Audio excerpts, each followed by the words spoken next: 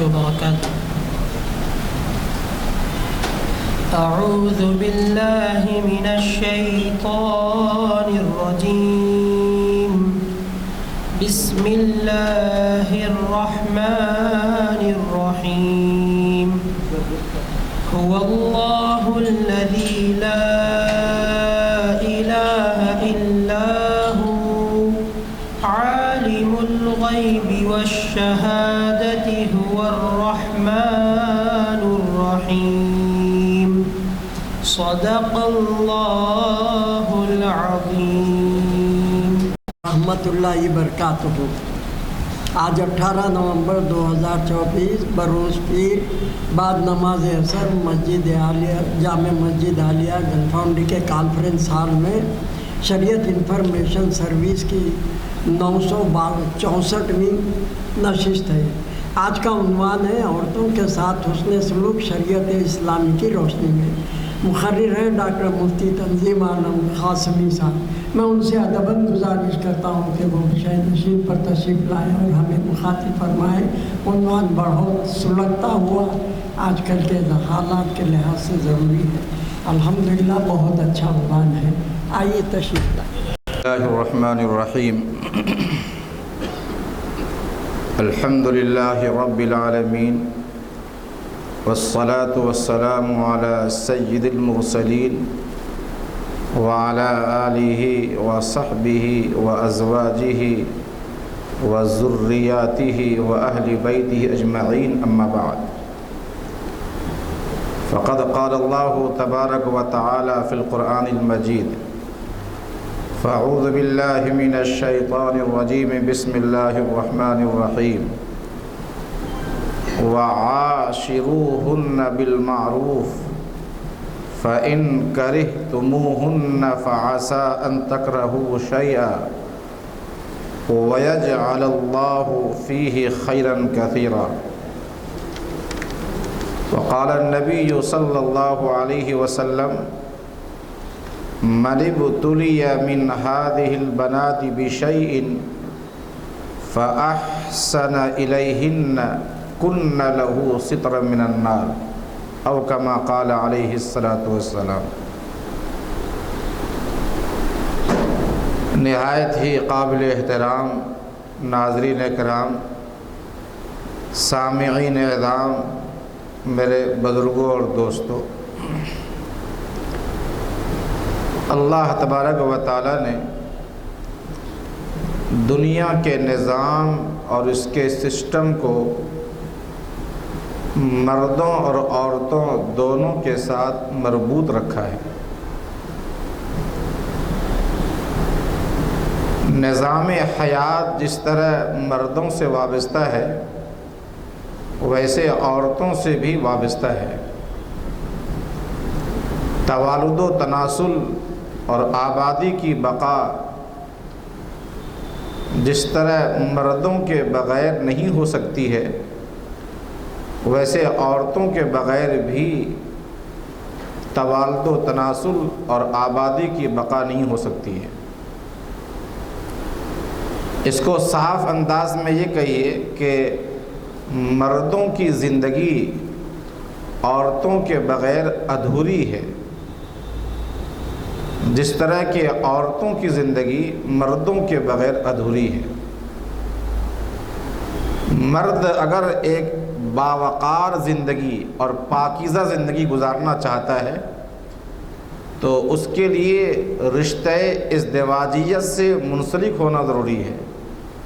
ٹھیک اسی طرح جس طرح کہ اگر کوئی عورت معاشرہ اور سماج میں پاکیزہ زندگی گزارنا چاہتی ہے، باوقار زندگی گزارنا چاہتی ہے، تو اس کے لیے بھی رشتہ مناکحت سے جڑنا ضروری ہوتا ہے.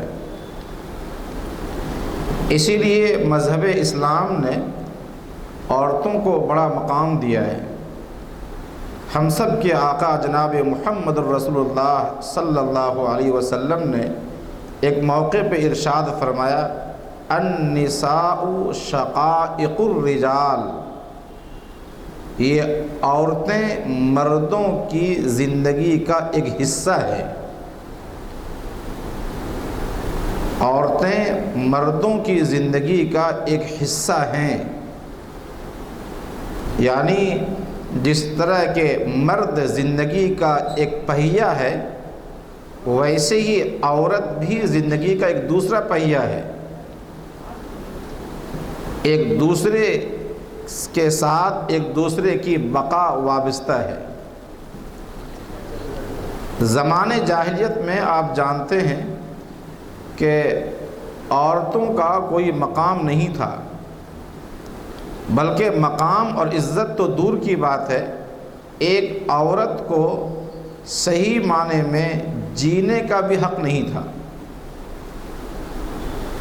قرآن کریم میں اللہ تعالیٰ نے ذکر کیا ہے اس وقت کے حالات کو، وَإِذَا بُشِّرَ أَحَدُهُم بِالْأُنثَىٰ ظَلَّ وَجْهُهُ مُسْوَدًّا وَهُوَ كَظِيمٌ، اگر کسی کو بیٹی کی ولادت کی خبر دی جاتی تو ان کا چہرہ سیاہ ہو جاتا، کالا پڑ جاتا، اور وہ غم میں ڈوب جاتے۔ وہ ہرگز یہ نہیں چاہتے تھے کہ ہم کسی بیٹی کا باپ کہلائیں، حالانکہ ان کے گھر میں کسی کی بیٹی ہوتی تھی۔ جب کسی کو بیوی بنا کر کے لائیں گے تو ظاہر ہے کہ وہ کسی کی بیٹی ہوگی، اور اس کے بغیر زندگی آگے نہیں بڑھ سکتی ہے۔ وہ دوسروں کی بیٹی اپنے گھر میں لا کے بساتے تھے، لیکن خود ان کے یہاں نظام ایسا تھا کہ وہ بیٹی کا باپ، ایک انہیں شرم آتی تھی، ایک عار محسوس ہوتا تھا کہ لوگ ہمیں کسی بیٹی کا باپ کہیں۔ میراث میں انہیں کوئی حصہ نہیں ملتا تھا، کسی چیز کی مالک وہ نہیں بن سکتی تھی، یہاں تک کہ چند پیسوں کے لیے معمولی چیز کی وجہ سے انہیں گروی رکھا جاتا تھا، اور وہ بازاروں کی زینت بنتی تھی۔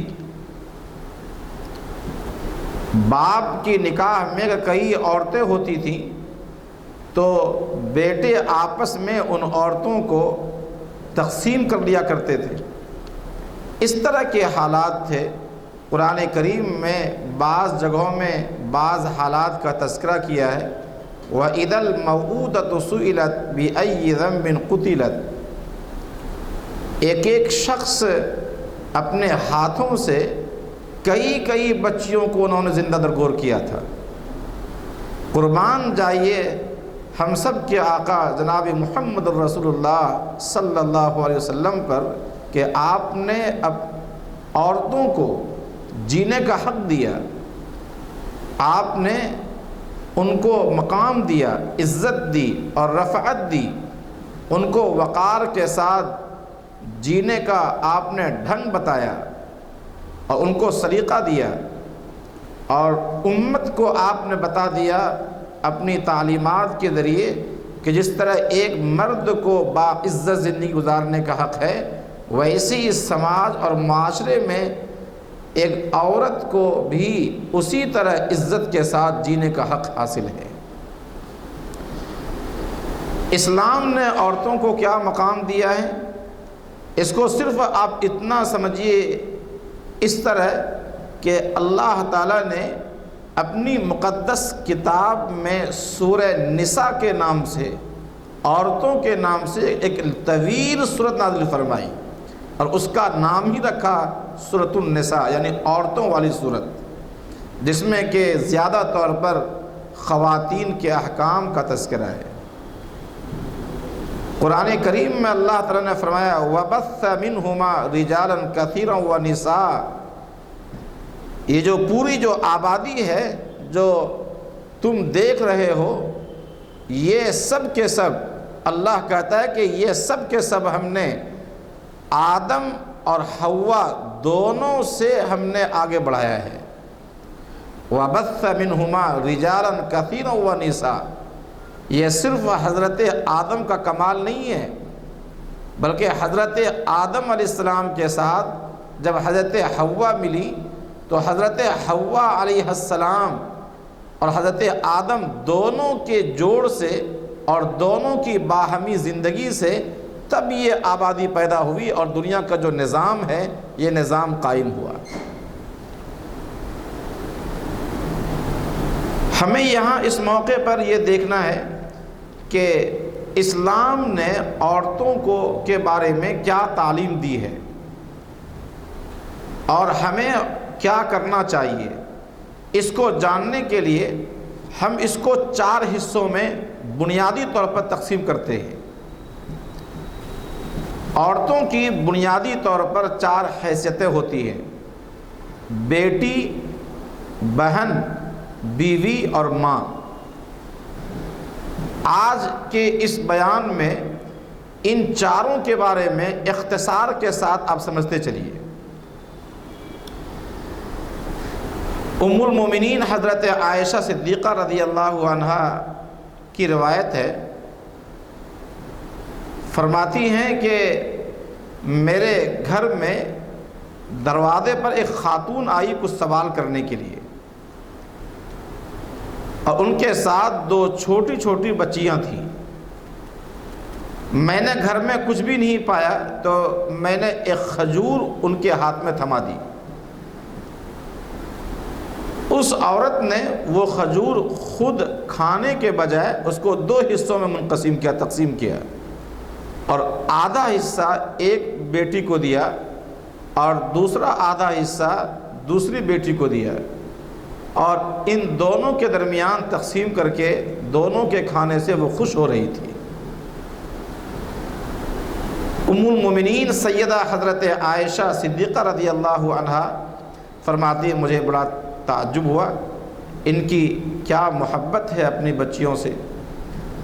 جب سرکار گھر میں تشریف لائے تو حضرت عائشہ فرماتی ہیں کہ میں نے عرض کیا یا رسول اللہ ایک عورت تھی اس طرح، اور ایک کھجور جب میں نے ان کے ہاتھ میں دی تو اس کو منقسم کر کے دونوں میں تقسیم کر دیا اور خود بھوکی رہ گئی، اس نے زبان پر کچھ بھی نہیں ڈالا۔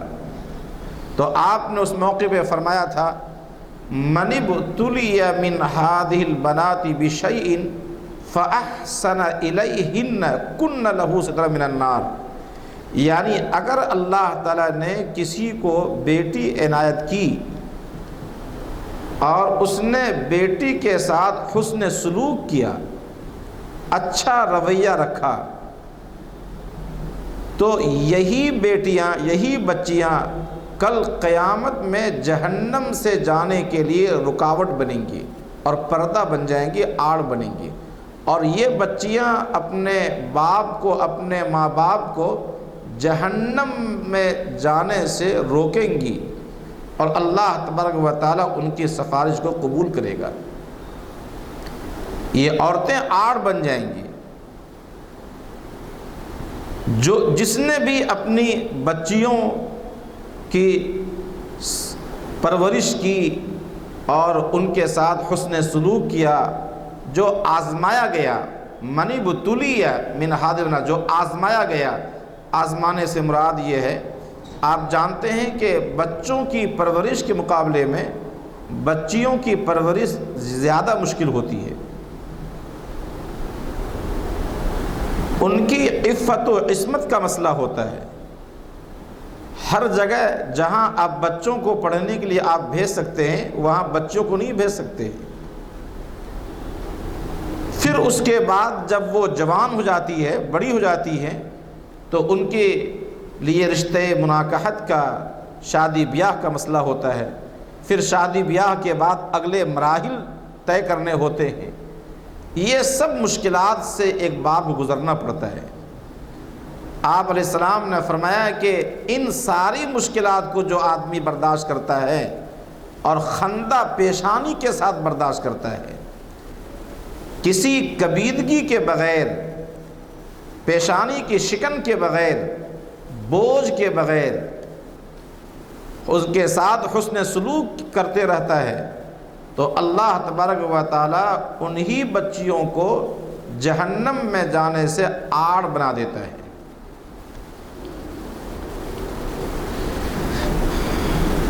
ایک کتاب ہے سنہری کرنیں، اس میں لکھا ہے کہ ایک آدمی کو 6 بچیاں تھیں. جب بھی حمل ٹھہرتا اور اس کی بیوی امید سے ہوتی تو یہ سوچتا تھا کہ ہو سکتا ہے کہ اس مرتبہ بیٹا ہو جائے. پھر اگلی بار بھی بیٹی ہی پیدا ہوتی تو پھر یہ سوچتا کہ اچھا اگلی بار بیٹی پیدا ہوگی. پھر اس کے بعد بیٹی ہی پیدا ہو جاتی. پھر وہ سوچتا کہ اچھا ہو سکتا ہے کہ اگلی بار بیٹا پیدا ہو جائے. تو اس طرح یعنی امید میں اور اس طرح امید کرتے کرتے 6 بچیاں انہیں پیدا ہو گئیں. شیطان بیچ میں آیا اور اس نے دل میں چھٹی کے بعد جب 7ویں مرتبہ اس کی بیوی پر امید ہوئی اور حمل ٹھہرا تو شوہر نے کہا کہ اچھا اگر اس مرتبہ اگر بیٹی ہوئی 7ویں مرتبہ تو میں اپنی بیوی کو طلاق دے دوں گا. جس طرح کہ آج بھی ہمارے سماج میں پڑھے لکھوں کا سماج ہے, پڑھے لکھوں کا تعلیم یافتہ گھرانہ ہے. ایک بچی ہوئی تو کسی طرح برداشت لوگ کر لیتے ہیں, دوسری بچی ہوئی, تیسری بچی ہوئی تو ہمارے پڑھے لکھے سماج میں اچھے اچھے دیندار گھرانوں میں طلاق کی نوبت آ جاتی ہے. اور اگر طلاق کی نوبت نہیں بھی آتی ہے تو اس عورت کے ساتھ, بہو کے ساتھ ایسا رویہ, ظالمانہ رویہ اختیار کیا جاتا ہے کہ اس سے محسوس ہوتا ہے کہ بیٹا اور بیٹی کا پیدا کرنا شاید اس کے بہو کا کام ہے.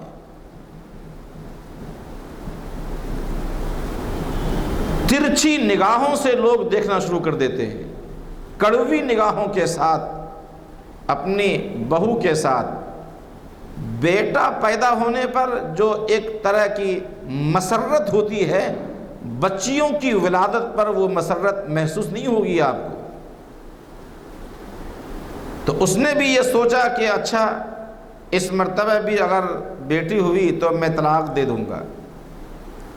اللہ کے جانب سے متنبہ کرنا مقصد تھا.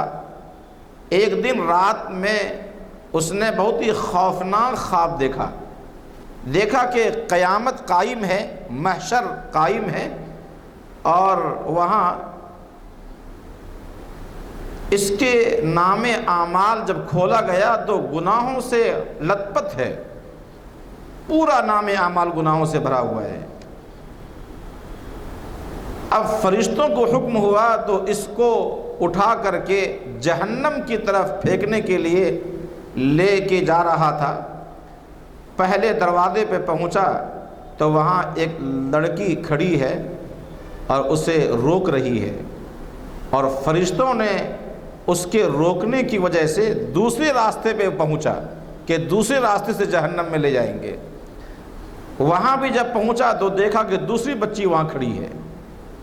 تیسرے دروازے کے پاس جب فرشتہ پہنچا تو دیکھا کہ تیسری بچی کھڑی ہے جو ان کے لیے آڑ بنی ہوئی ہے جہنم میں جانے سے, روک رہی ہے, پردہ بنی ہوئی ہے, رکاوٹ کھڑی ہے. 6 دروازوں پہ یکے بعد دیگرے جب فرشتہ پہنچا تو ہر دروازے پر بچی کھڑی تھی. اب ایک دروازہ باقی تھا, ان کے پاس 6 ہی بچی تھی. اب 7ویں دروازے کی طرف جیسے ہی فرشتہ لے کے آگے بڑھا, اب یہ گھبراہٹ میں انتہائی پریشان ہو کر, پریشانی کے عالم میں اور گھبراہٹ کے عالم میں تھا کہ اچانک نیند کھل گئی. اب اس نے اللہ سے اس کے بعد پھر دعا کرنا شروع کیا, اللہم ارزقنا السابعہ, اے الہ العالمین بیٹا نہیں 7واں بھی بچی ہی ہمیں چاہیے. 7ویں بھی جو ہے وہ ہمیں بچی ہی چاہیے, اس لیے کہ 7 دروازے ہیں, 6 بچیاں تھیں تو 6 بچیوں نے ہمیں جہنم میں جانے سے روک لیا. اگر یہ 7ویں اگر ہمارے پاس بچی ہوتی تو وہ بچی بھی کل قیامت میں ہمیں جہنم سے روک لے گی. تو اس نے کہا اپنی بیوی سے کہ بالکل بچی کے ولادت پر بھی ہم خوش ہیں دل سے، اور ذرہ برابر بھی ہمارے دل میں کوئی بوجھ نہیں ہے، اس لیے آپ بہتر انداز میں ہمارے ساتھ رہیں، ہمارا رویہ پہلے سے آپ کے ساتھ بہتر ہوگا، محبت کا رویہ، حسن سلوک کا رویہ وغیرہ وغیرہ۔ آپ اس سے اندازہ کر سکتے ہیں کہ یہ اللہ کے جانب سے گویا کہ اس کو تنبہ ہوا، اور اس کے وسیلے سے اس طرح پوری امت کو اور سارے مسلمانوں کو گویا کہ متنبہ کیا گیا ہے کہ یہ بچیاں باپ کے لیے اور والدین کے لیے جہنم میں جانے کے لیے کس طرح رکاوٹ ہوتی ہے اور پردہ بن جاتی ہے۔ لیکن ہم نے ابھی آپ سے کہا کہ وہ لوگ جو بچیوں کے ساتھ حسن سلوک کرتے ہیں تو وہ بچیاں ان کے لیے پردہ بنتی ہے۔ حسن سلوک سے کیا مراد ہے یہ اصل میں سمجھنا ہے۔ حسن سلوک کے سلسلے میں کئی باتیں پیش نظر ہیں، لیکن 3-4 باتیں یاد رکھیے۔ نمبر 1، بچیوں کی اچھی تعلیم و تربیت کا انتظام کرنا۔ بچیوں کے لیے اچھی تعلیم و تربیت کا، یہ نہیں کہ بچہ ہے تو اس کے لیے خوب خرچہ کر رہے ہیں، خوب دے رہے ہیں، فیس بھی بھر رہے ہیں، ٹیوشن بھی لگا رہے ہیں، ان کو اچھا سے رکھ بھی رہے ہیں، ساری سہولیات فراہم کر رہے ہیں، اور جب بچی کا مسئلہ آتا ہے تو ہم اس کے لیے خرچ کرنے پر 1000 کڑوی باتیں بول کر کے، تانے دے کر کے اور جھڑک کر کے ہم اس پر خرچ کر رہے ہیں۔ یہ نہیں ہے، بلکہ تعلیم و تربیت کا انتظام جس طرح ہم مردوں کے لیے کریں اسی طرح ہم بچوں کے لیے جس طرح ہم کرتے ہیں ویسے ہمیں بچیوں کے لیے بھی وہی انتظام کرنا چاہیے۔ دوسرا اس کا حق یہ ہے، حسن سلوک کا مطلب یہ ہے کہ اپنی وسعت کے مطابق بچیوں کے لیے بہتر سے بہتر کھانا پینا، لباس، رہائش وغیرہ کا انتظام کرنا۔ جس طرح کھانے پینے کا سامان ہم لاتے ہیں بچوں کے لیے، بچیاں بھی تو ہمارے گھر میں پل رہی ہیں، وہ بھی تو ہمارے گھر میں ہیں۔ عیدین کے موقع پر، خاص موقع پر جس طرح ہم بچوں کو لباس دیتے ہیں اور ہم خوشی کا اظہار کرتے ہیں، ویسے بچیوں کے لیے بھی ہمیں کرنا چاہیے۔ رہائش کا انتظام جس طرح ہم بچوں کے لیے کرتے ہیں ویسے ہمیں بچیوں کے لیے بھی کرنا چاہیے۔ اس کا صاف سا مطلب یہ ہوا کہ بیٹوں کو بیٹیوں پر ترجیح نہ دیں، بلکہ برابر کا سلوک کرنا چاہیے۔ یہ ہے حسن سلوک۔ کلام اللہ کے نبی علیہ الصلوۃ والسلام نے خاص طور پر اس کی ہدایت فرمائی ہے، وَلَمْ يُؤْثِرْ وَلَدَهُ عَلَيْهَا، کہ باپ اپنے بچے کو بچی پر ترجیح نہ دے۔ ہرگز یہ خیال نہ آئے کہ یہ تو کمانے والا ہے، یہ لا کر کے دے گا، لہذا اس پر خوب خرچ ہو رہا ہے اور بچیوں پر کچھ بھی نہیں ہے۔ سوچنا چاہیے کہ یہ تو دنیا کی حد تک ہے، لیکن ہماری بیٹیاں تو ہمارے مرنے کے بعد بھی وہاں جہنم کے عذاب سے بچانے کے وہ ذریعہ بنیں گی۔ اسی طرح حسن سلوک میں یہ بھی داخل ہے کہ اگر بچی بیمار ہو جائے تو علاج و معالجہ کا مناسب انتظام کیا جائے۔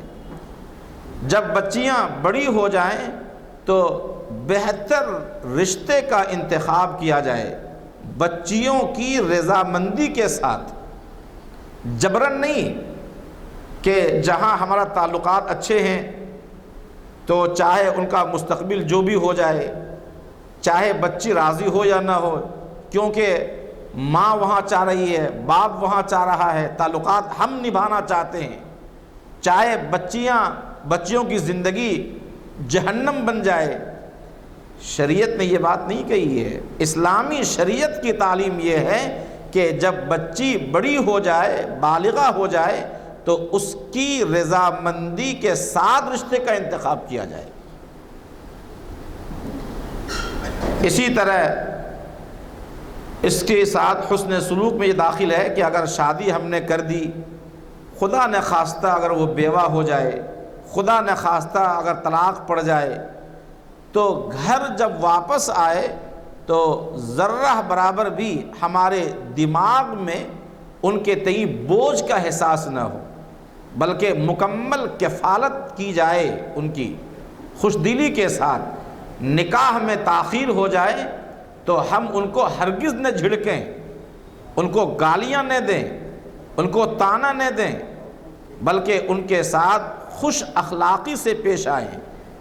سرکار دو عالم صلی اللہ علیہ وسلم نے ارشاد فرمایا کہ تمہارا بہترین صدقہ یہ ہے کہ جو بچیاں تمہارے گھر میں واپس آ جائیں طلاق کے بعد یا اس کی بیوہ ہونے کے بعد، تم جو بھی پیسے ان پر خرچ کرو گے یہ پیسہ بھی افضل ترین صدقے میں شمار ہوگا۔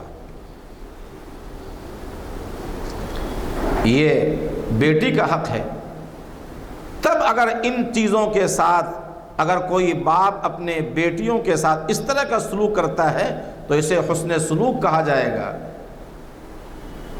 اس کے بعد پھر یہ بچیاں ہمارے لیے جہنم میں جانے سے رکاوٹ بنیں گی اور پردہ بنیں گی۔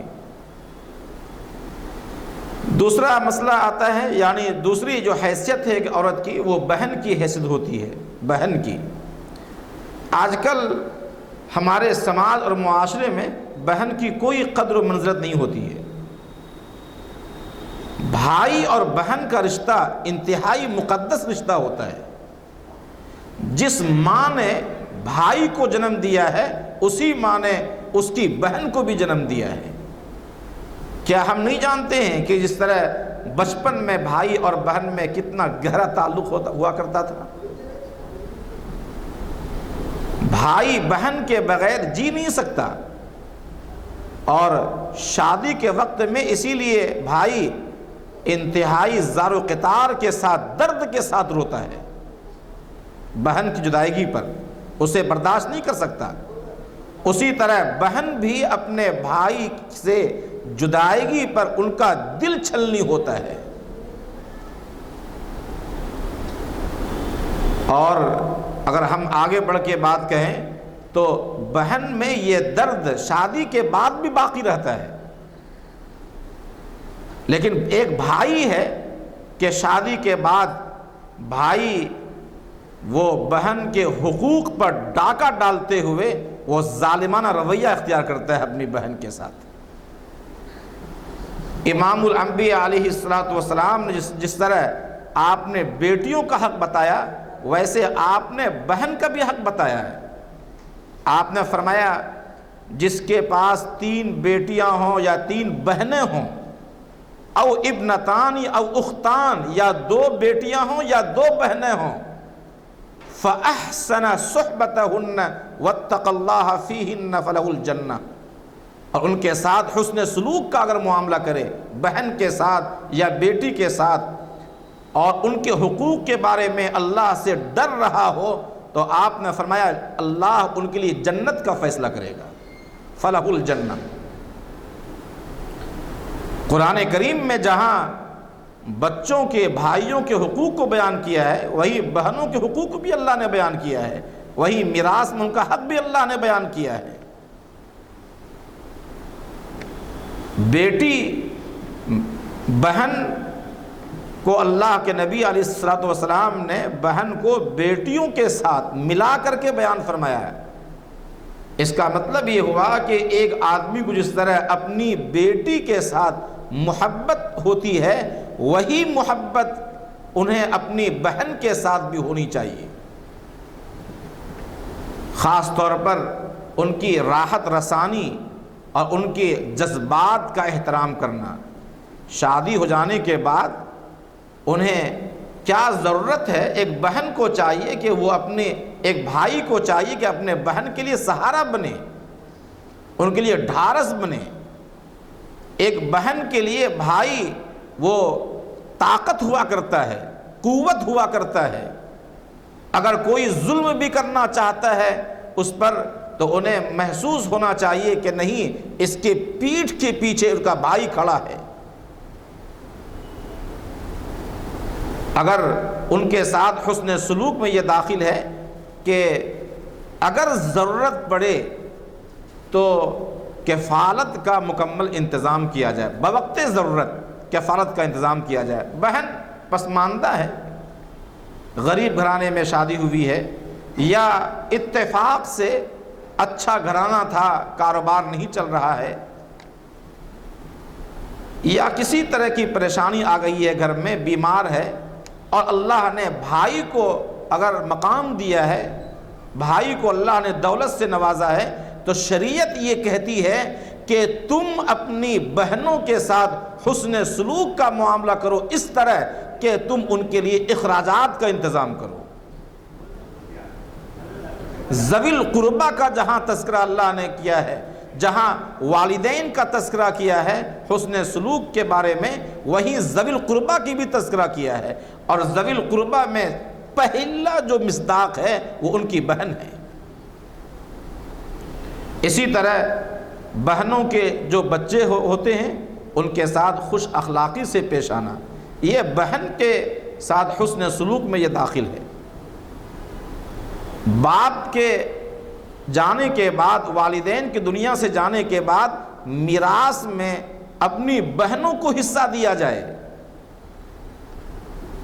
بھائیوں کا عام طور پر بہنوں کی میراث پہ قبضہ ہو جاتا ہے، اور وہ یہ سمجھتے ہیں کہ ماں باپ نے شادی کے موقع پر جہیز دے دیا، گویا کہ ان کا وراثت ختم ہو گئی، حصہ ختم ہو گیا۔ یہ قطعاً غلط ہے۔ جہیز دینا نہ دینا وہ آپ کی مرضی کی بات تھی، لیکن وراثت تو قرآنی حق ہے، وراثت تو دینا لازم ہے۔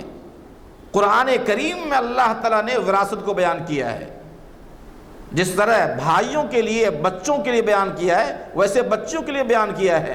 ہمارے لیے افسوس کی بات یہ ہے کہ جو نہیں دینا تھا وہ ہم دے کر کے یہ سمجھتے ہیں کہ ہم نے حق ادا کر دیا، اور جو دینا چاہیے وراثت میں حصہ وہ ہم نہیں دے رہے ہیں، اور اللہ کے عذاب کے مستحق ہو رہے ہیں۔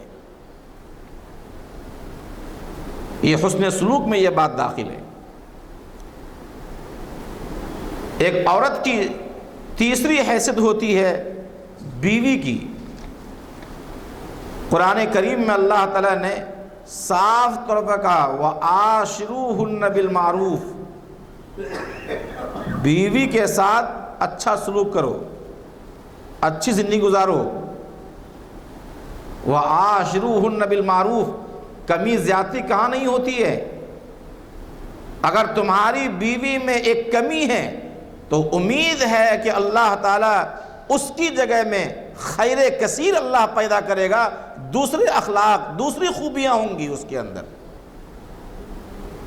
کیا تمہارے اندر کمی نہیں ہے، نقائص نہیں ہے؟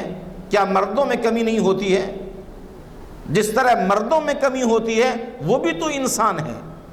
وَعَاشِرُوهُنَّ بِالْمَعْرُوفِ، اللہ تعالیٰ نے آگے فرمایا فَإِن كَرِهْتُمُوهُنَّ فَعَسَىٰ أَن تَكْرَهُوا شَيْئًا وَيَجْعَلَ اللَّهُ فِيهِ خَيْرًا كَثِيرًا، اگر تم کچھ چیز ناپسند کرو، ہو سکتا ہے کہ اللہ تعالیٰ دوسری چیزیں اس میں پیدا کر دے، دوسری خوبیاں پیدا کر دے جو تمہارے لیے خیر کثیر کے باعث ہو۔ مشہور روایت ہے کہ آپ علیہ السلام نے خود فرمایا خیرکم خیرکم لأہلہ وَأَنَا خَيْرُكُمْ لِأَهْلِي، آپ نے فرمایا تم میں سب سے بہترین آدمی وہ ہے جو اپنے بیوی کے ساتھ حسن صحبت اختیار کرتا ہے، حسن معاشرت اختیار کرتا ہے۔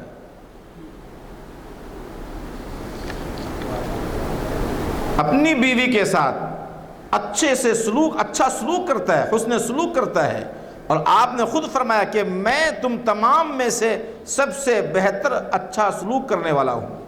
یہ آپ نے امت کو ہدایت دی ہے۔ کیا کرنا چاہیے عورتوں کے ساتھ، کیا کرنا چاہیے بیوی کے ساتھ، حسن سلوک میں کیا کیا داخل ہیں؟ 3-4 چیزیں آپ یاد رکھیے۔ سب سے پہلے ان کے حقوق کی ادائیگی میں داخل ہے مہر کا دینا۔ زندگی گزر جاتی ہے، بیوی کا انتقال ہو گیا، اب اس کے بعد مسئلہ پوچھتے ہیں کہ کیا کریں، مہر نہیں دیا ہم نے۔ جبھی تو مہر دینا چاہیے جب زندہ تھی، ان کا حق تھا، ان کا قرض تھا تمہارے ذمے میں، لہذا وہ مہر دینا چاہیے ان کو۔ مہر ان کا حق تھا، وہ کبھی معاف نہیں ہوتا جب تک کہ وہ خوش دلی سے معاف نہ کرے، ورنہ قیامت کے دن اس کے بدلے میں انہیں دینا پڑے گا اپنے نیک اعمال میں سے۔ اسی طرح ان کے لیے بہتر کھانے پینے، لباس، رہائش کا انتظام۔ فقہا نے لکھا ہے کہ اگر کوئی عورت یہ کہے کہ ہمیں الگ سے روم چاہیے جس میں کہ جو مقفل ہو، جس میں تالا لگا کر کے ہم اپنے سامان کی حفاظت کر سکیں، اگر شوہر کو وسعت ہے تو شوہر پر لازم ہے کہ ان کے لیے الگ رہائش کا انتظام کرے، یا تو مکمل گھر کا انتظام کرے یا پھر مکمل ایک روم کا کم سے کم انتظام کرے۔